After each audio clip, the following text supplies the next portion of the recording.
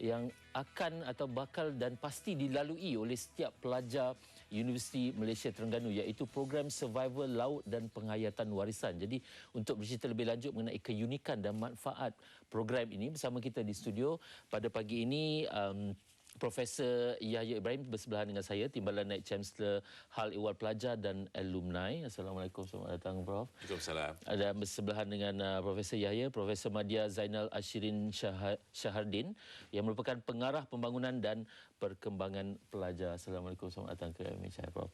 Okey, pertama sekali saya dengar, saya dah baca sedikit lah, ni memang begitu unik sekali, tapi mungkin Prof ingin perkenalkan kepada penonton-penonton kita apakah yang dimasukkan dengan program Survival Laut Youth MT ini. Ya, okey. Terima kasih.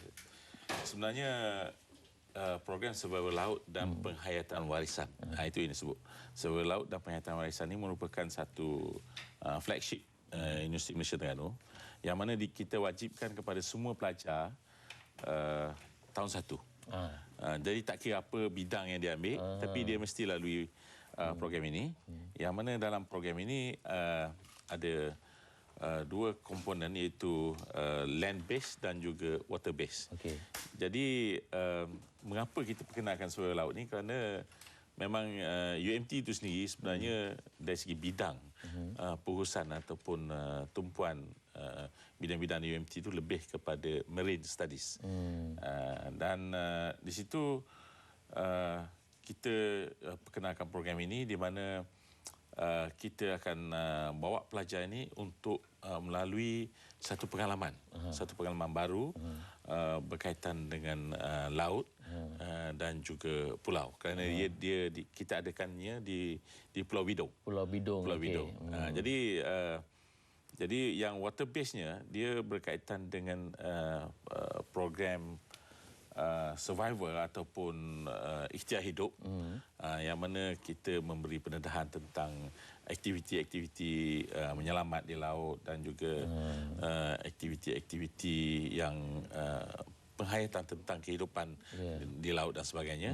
Kemudian di pulau mereka akan dibawa untuk menghayati keindahan alam di pulau dan menghayati tentang peninggalan-peninggalan yang terdapat di pulau itu sendiri. Jadi saya nampak program ini sangat menarik dan tidak ada di mana-mana universiti. Hanya UMT saja. Itu keistimewaan UMT. Dan memang setiap pelajar tak kira apa bidang akan melalui program ini. Ya. Kenapa agaknya Prof, sejak bila dan kenapa perlu ada program sebegini? Sebenarnya UMT ini berasaskan pengajian yang berkaitan dengan marine dan maritime. So keperluan untuk setiap pelajar yang bakal melalui latihan praktikal mereka, mereka terpaksa naik bot. Jadi dari aspek keselamatan ni mereka pada awalnya telah didedahkan dengan program survival laut ni lah. Tapi pada saya lah, bukan setakat keselamatan itu saja yang penting, tapi dia punya menghayati dan appreciate. Sebab kita di situ macam alam ke tempat yang program ini dijalankan adalah di pulau. Yang dapat kita lihat di dekat CTV sekarang, Pulau Bidong. Pulau Bidong, yang punya pulau UMT lah. Jadi di daratan pun ada kita punya khazanah-khazanah, dan di laut pun ada juga khazanah-khazanah yang boleh dimanfaatkan. Jadi pelajar-pelajar ni selain dia didedahkan dengan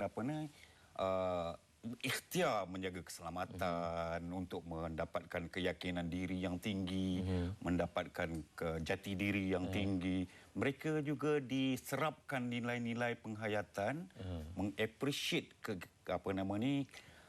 sumber-sumber alam semula jadi yang sedia ada. Contohnya di darat tu kita ada berbagai-bagai jenis pokok-pokok, tumbuh-tumbuhan yang boleh dimanfaatkan.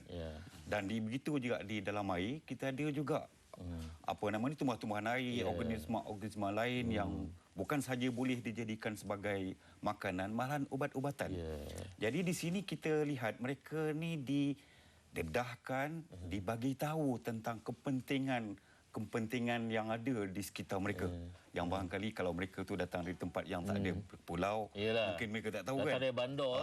Bandar. Jadi kalau yang yang daripada apa ni tak nampak ni apa dia laut tu kadang-kadang dia tak pernah merasa keadaan macam mana untuk apa nama ni menghayati keadaan laut.